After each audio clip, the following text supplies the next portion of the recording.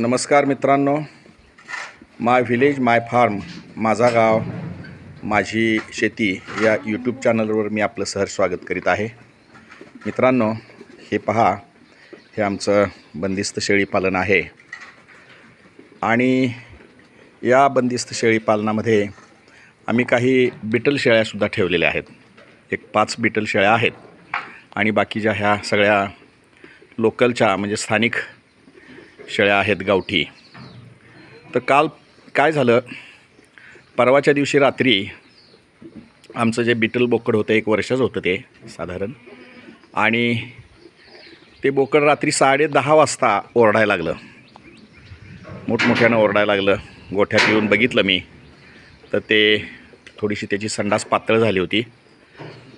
पण माझा नेहमीचा असा अनुभव होता की जरी संडास लागलं तरी बोकड असं वारंवार ओरडत नसतं. तर ते एक मिनटाला एकदा असं म्हणजे मिनिटातनं एकदा ओरडायचं, असं वारंवार ओरडत होतं. मी त्याला माझ्याकडची काही औषधं दिली, कारण रात्री 10:30 वाजता तर डॉक्टर येऊ शकत नाहीत कुठले, म्हणून मी माझ्याजवळ माणसांची जी औषधं होती, एक जेंटामायसिन 60 mg आणि सिप्रोटीझेड म्हणून एक गोळी आहे, ती रात्री 10:30ला दिली. थोडी पाणी पाजलं, पाणी काय तो पिला नाही. त्यानंतर मित्रांनो काय झालं, रात्रभर मात्र ते ओरडत होतं. मी बाहेर येऊन बघत होतो. मी असहाय झालो होतो, मी काही करू शकत नव्हतो, कारण डॉक्टर कोणी येत नव्हते आणि त्याच्याकडे बघत बसण्याशिवाय मला काही पर्याय नव्हता.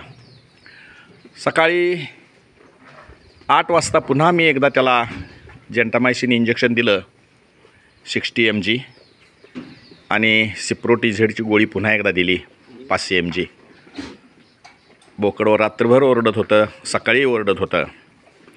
आता 9-10 वाजता जनावरांच्या डॉक्टरांना कॉल करावा, बोलवून घ्यावं म्हणून मी 10 वाजायची किंवा 9:30 वाजायची वाट बघत होतो. परंतु 7:30 वाजताच बोकडानं मान टाकली आणि ते मेलं. मित्रांनो, याच्या मागचं कारण मी शोधत होतो, काय झालं असावं, निश्चितपणे काय झालं असावं. तर पहिलं असं की त्या दिवशी आम्ही रानात त्यांना सोडलं होतं आणि रानामध्ये आमची सीताफळाची जी बाग आहे, त्या बागेमध्ये आम्ही सीताफळाच्या झाडावर दशपर्णी अर्क फवारला होता.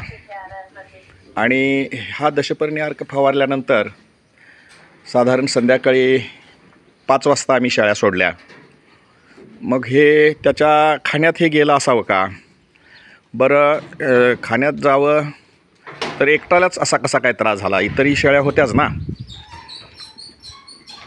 ते एक वाटलं. आणि दुसरी गोष्ट अशी, मी काही जे नेहमी शेळ्या पाळणारे आहेत किंवा मेंढ्या पाळणारे आहेत त्यांना बोललो. त्यांच्या म्हणण्यातनं असं आलं की तुम्ही शेळ्या सोडल्यानंतर त्याच्यामध्ये एखादा किडा त्यानं खाल्ला गेला असावा, गवतावरचा किडा असेल, आणि त्याच्यामुळं पण पोट फुगलं होतं का त्यांनी विचारलं. तर पोट काही फुगलं नव्हतं, ते बोकडाचं बिटल बोकड होतं.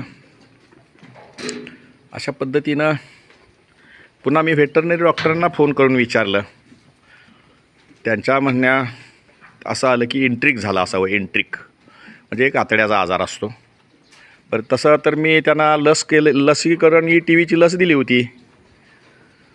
तर मित्रांनो, अशा बंदिस्त शेळी पालनामध्ये जे संभाव्य धोके आहेत, अजूनही मी त्याचा पाहतोय कशामुळे झालं असावं. ठीक आहे, अशा गोष्टीला तोंड दिलंच पाहिजे, होणाऱ्या नुकसानीलाही तोंड दिलं पाहिजे, सहन केलं पाहिजे तेवढं नुकसान. नव्यानं आता हा एक बिटलचा बोकड आहे, त्याच्यावर माझी मदार आहे, त्याला आता आपण चांगला सांभाळूया. हा पहा, हा कधी मोठा होणार बघूया. हा ठीक आहे, नमस्कार.